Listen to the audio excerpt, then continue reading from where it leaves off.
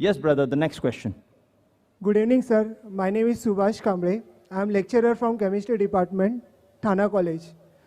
In the beginning of your lecture, you said that Quran talks about giving peace to humanity. My question is that if it is talking about peace, then why so many young men from various countries are falling to the prey of terrorism in the name of jihad? What is the concept of jihad? Thank you, sir. The brother asked a good question, that if Islam and Quran speak about peace to humanity, then how come there are so many young Muslims and other Muslims from different countries who are fighting and who are talking about jihad? What is the concept of jihad? As far as the word jihad is concerned, jihad comes from the Arabic word jahada, which means to strive. It means to struggle. So jihad basically means to strive against struggle. Jihad does not mean holy war. Holy war, if you translate to Arabic, means harbun muqaddasa. There is no Arabic word harbun muqaddasa in the Quran or any of the Sahih Hadith. This is a mistranslation by the media and the Orientalists. There is no holy war. Jihad does not mean holy war. Jihad means to strive, to struggle. Furthermore, in Islamic context, it means to strive and struggle to improve the humanity. It means to strive and struggle to bring peace in humanity. It also means to strive and struggle in the battlefield in self-defense. It also means to strive and struggle against oppression. Jihad basically means to strive and struggle. Now coming to your question, that how come then so many youngsters from different countries, they are fighting? Point number one, there are possibilities, and it's a fact, that some of the Muslims, they are being misled by the anti-social elements. That fight, it's there in Islam, etc., misquoting out of context. But this is a small percentage. The major reason, according to me, is how the media portrays. Like in India, we very often read in the newspapers that the Muslim terrorist in Kashmir, killing so many people. Headlines. Regularly you read. I was called to Kashmir the first time in 2003. And I was thinking, should I go or not? Should I go or not? So much of chaos. First time in Kashmir, the government gave permission after 14 years to hold a public lecture. And the gathering was somewhat big, 100,000 people.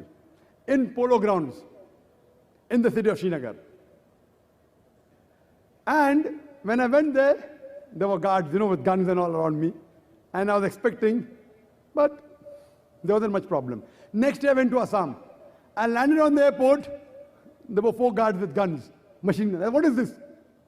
There is killing in Assam. Killing in Assam? Where it takes place? And there, if I did not have the guards, I wouldn't be here to give the talk. But in the papers, where do we hear about the killing going on in Assam? There are more people being killed in Assam than in Kashmir.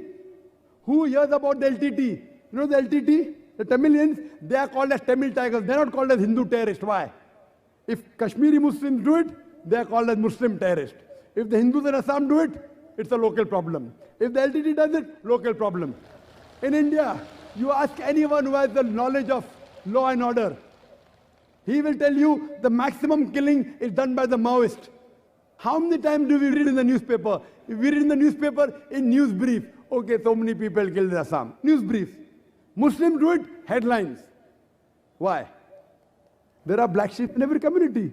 Then one person came and told me, you should understand, this is a problem of land. Assam is not a problem of land. It is the Kashmir which is a problem of land. Both the countries are fighting and the poor Kashmiris are being harassed. Neither here, neither there. If you go to Afghanistan, that's a problem of land. The Americans have come there and you call them terrorists. See what's happening in Palestine. The Jews were kicked out by Hitler, kicked out from Germany. The Palestinians, the Arab cousins, they said, Ahlan wa sahlan, you are most welcome in our house. Now imagine, suppose a traveler is homeless, without a roof, you allow him to come to your house. After a few days, he kicks you out, and at the doorstep you're saying, he has taken my house, give my house back. They call you a terrorist. What terrorist? So you realize this is the media. It is media. What we realize, what's happening in Bosnia? The Muslims, correct. I do agree with you. The Muslims are coming in the picture, but they are being harassed. Where is humanity? What have we done for the people of Palestine? For the people of Iraq? Weapons of mass destruction. I'm not in favor of Saddam Hussein. I don't consider a good Muslim. But there were problems when Saddam was ruling. After the Americans came, the problems are multiplied. Correct? So what are you talking about weapons of mass destruction? So what we realize, brother, it is the media. The Muslims are being harassed. They are the sufferers, and you call them terrorists. So that's the reason. But there are black sheep in the community also.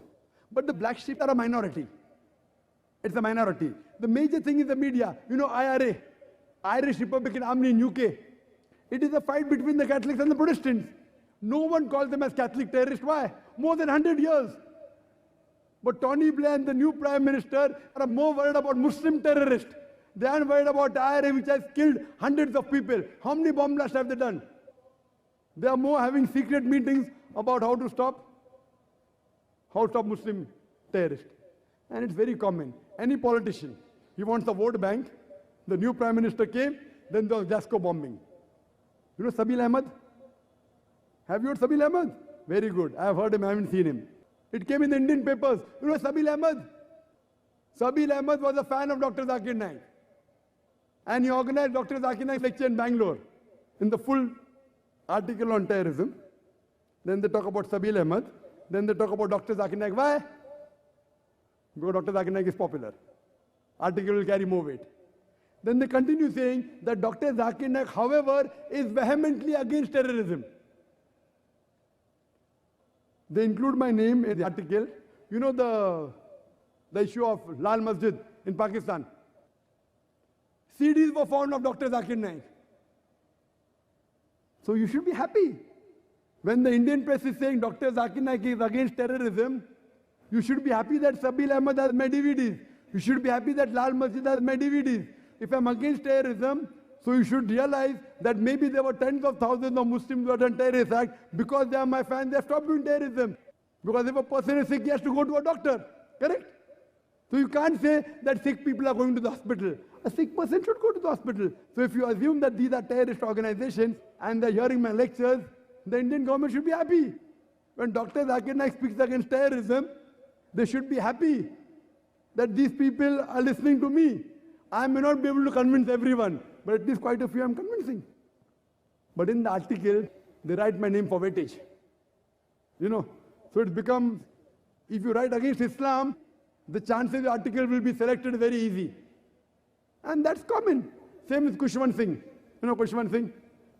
Now his age is 94. Year before last he wrote an article against me. Couple of weeks back in November he wrote an article against me. He says, in the first article he mentioned that I watch Dr. Zakir Naik's program religiously every day. He writes.